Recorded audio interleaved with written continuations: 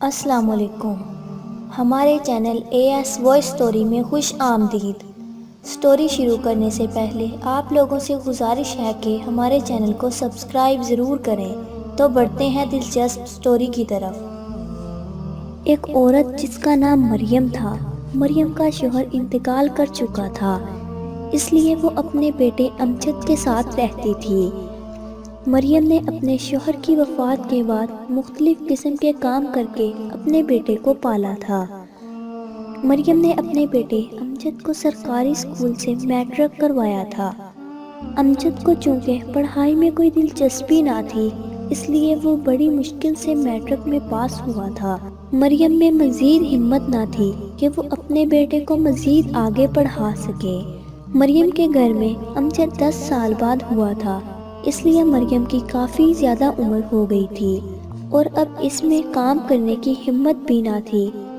مریم نے امجد کو کہا، بیٹا کہیں کام تلاش کر لو، اب مجھ میں کام کرنے کی ہمت نہیں ہے۔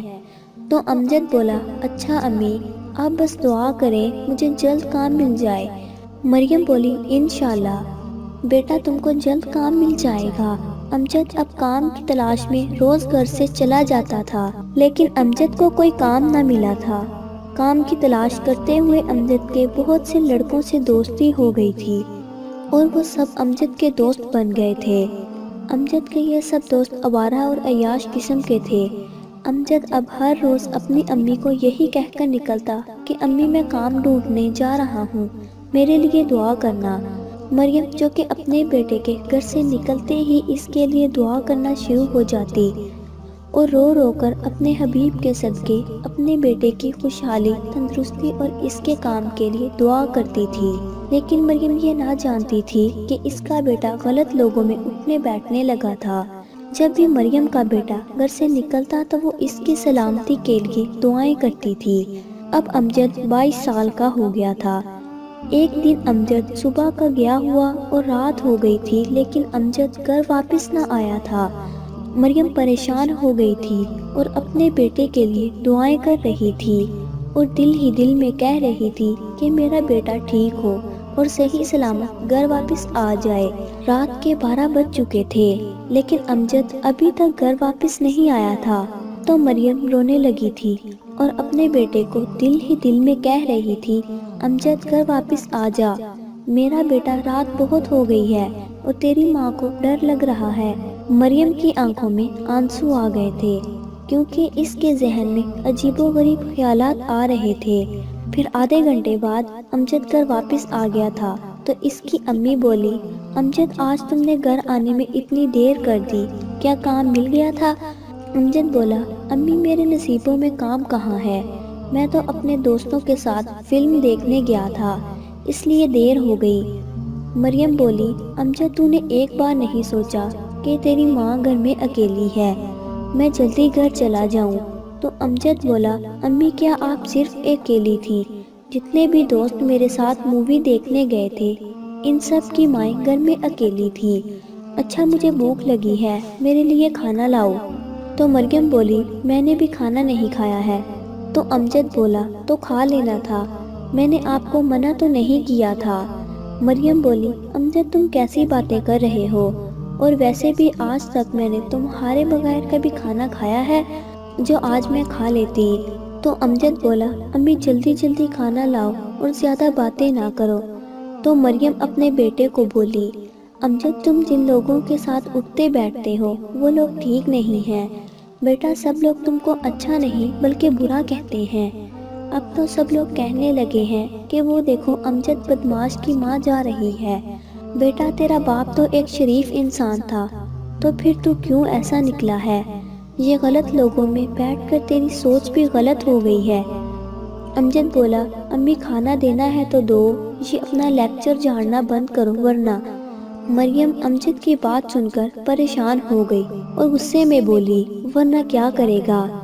جا آج میں تجھے کھانا نہیں دوں گی، جب ساری رات بھوکا سوئے گا تو تیری عقل ٹھکانے آ جائے گی کہ ماں کے ساتھ بدتمیزی نہیں کرنی چاہیے۔ غلط لوگوں میں بیٹھ بیٹھ کر تیری سوچ بھی غلط ہوتی جا رہی ہے۔ تجھے تو اپنی ماں سے بات کرنے کا بھی پتہ نہیں کہ ماں سے کیسے بات کرتے ہیں۔ امجد کو اپنی امی کی یہ بات سن کر غصہ آ گیا تھا اور غصے کی وجہ سے اس کا چہرہ لال ہو گیا تھا۔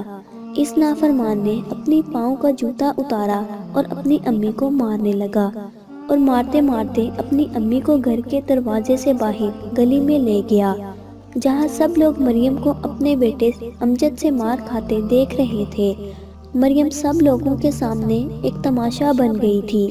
مریم تھی تو ایک عورت، وہ اپنے بیٹے کو کئی بار پیچھے کر چکی تھی، لیکن شاید اب اس میں اتنی طاقت نہ تھی کہ وہ اپنے بیٹے کو دھکا دے کر پیچھے ہو جائے۔ پھر امجد نے ایک جوتا اپنی امی کے منہ پر دے مارا تھا۔ منہ پر جوتا لگنے سے مریم کے دل سے ایک آہ نکلی تھی اور وہ دل ہی دل میں اپنے رب کو کہہ بیٹھی کہ اے اللہ، میرے بیٹے کو ایسا سبق سکھا اور ایسی سزا دے کہ یہ ساری زندگی روتا رہے کہ میں اپنی ماں کے ساتھ کیا کر بیٹھا ہوں۔ پھر امجد گھر چلا گیا اور اندر سے جا کر دروازہ بند کر کے سو گیا تھا، اور مریم ایسے ہی گلیوں میں بھٹکنے لگی تھی۔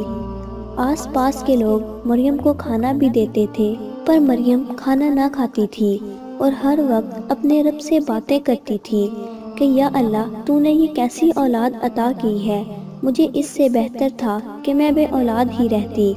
مریم ایک ہفتے سے بھوکی پیاسی کبھی کہیں تو کبھی کہیں رہ رہی تھی۔ ایک ہفتہ بھوکا پیاسا رہنے کی وجہ سے مریم کے جسم میں طاقت بالکل ختم ہو گئی تھی اور مریم اس دنیا سے کوچ کر گئی تھی۔ لوگوں نے ہی مریم کا جنازہ پڑھایا اور اسے پھر مٹی تلے دفنا دیا گیا، اور دوسری طرف امجد کے پاؤں کو نہ جانے کیا ہو گیا تھا کہ اس کے پاؤں میں ایسا درد اٹھا تھا کہ اس کا پاؤں ٹھیک ہونے کی بجائے دن بدن سوجتا جا رہا تھا۔ امجد نے مختلف شہروں کے ڈاکٹروں اور ہسپتالوں سے اپنا علاج کروایا، پر کسی کو یہ پتہ نہ لگا کہ امجد کے پاؤں کا کیا مسئلہ ہے۔ پھر آخر کار ڈاکٹروں نے کہا کہ امجد کے پاؤں کی انگلیاں کاٹنی پڑیں گی، اور ایسا ہی ہوا۔ انگلیاں کاٹنے کے بعد امجد نے شادی کر لی تھی۔ شادی کے ابھی چند دن ہی ٹھیک گزرے تھے کہ پھر امجد کا پاؤں سوج گیا تھا، اور اب اس سے کوئی کام بھی نہ ہوتا تھا۔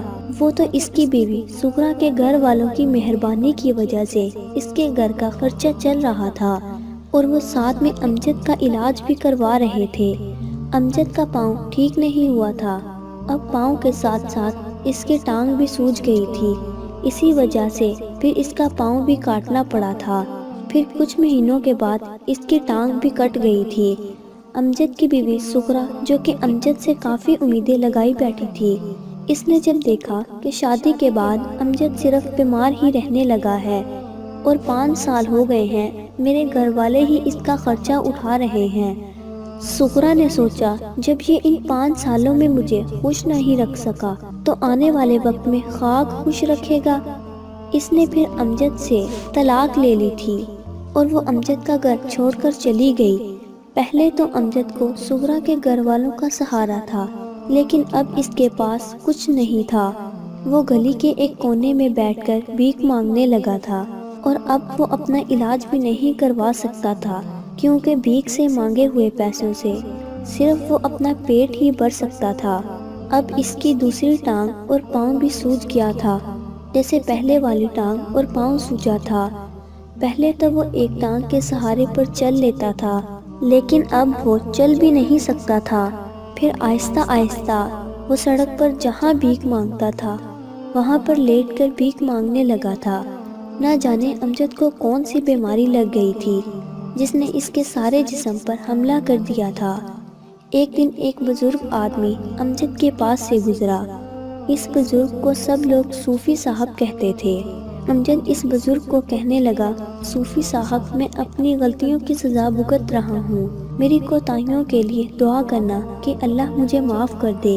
پھر امجد نے اس صوفی صاحب کو اپنی ساری کہانی سنائی تھی، اور اس بزرگ صوفی نے کہا، امجد، تم نے اپنی امی کے ساتھ جو سلوک کیا ہے یہ تم اسی کی سزا بھگت رہے ہو۔ تو امجد بولا، جی صوفی صاحب، اللہ نے مجھے میری غلطیوں کی سزا دنیا میں ہی ایسی دی تو آخرت میں میری سزا کیسی ہوگی؟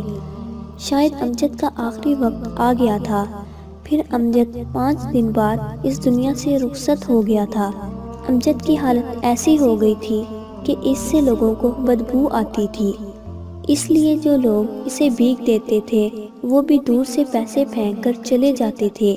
اور جب امجد کی لاش کو لوگوں نے دیکھا تو کسی نے بھی امجد کا جنازہ نہ پڑھایا اور نہ ہی اسے دفنایا گیا، بس کوے اور چیلوں نے ہی اس کا گوشت کھایا تھا۔ یہ تھی امجد کی زندگی، جس نے خود ماں کو جوتے مار کر دوزخ خرید لی تھی۔ امجد کو ایسی سزا ملی تھی کہ لوگ اس کو دیکھ کر نصیحت حاصل کر رہے تھے، اس لیے کبھی بھی ماں کے آگے اونچی آواز میں نہیں بولنا چاہیے اور نہ ہی ماں کی نافرمانی کرنی چاہیے، کیونکہ اگر ماں کا دل دکھ جائے تو نہ جانے کون سی آہ یا بددعا ماں کے دل سے نکل آئے، جس سے دنیا میں ہی زندگی جہنم بن جاتی ہے۔ ماں کی دعا عرش کو ہلا دیتی ہے اور بچوں کی زندگی بھی سنوار دیتی ہے، اس لیے ہمیشہ والدین کی خدمت اور ان کی فرمانبرداری کرنی چاہیے۔ اللہ تعالی ہم سب کو اپنے والدین کا فرمانبردار بنائے، آمین۔ تو دوستو، امید کرتے ہیں کہ آپ کو یہ سٹوری پسند آئی ہوگی۔ مزید ایسی ہی دلچسپ سٹوری سننے کے لیے ہمارے چینل کو سبسکرائب کرنا نہ بھولنا۔ جلد ہی نیو سٹوری کے ساتھ حاضر ہوں گی، تب تک اپنا رکھیے خیال۔ خدا حافظ۔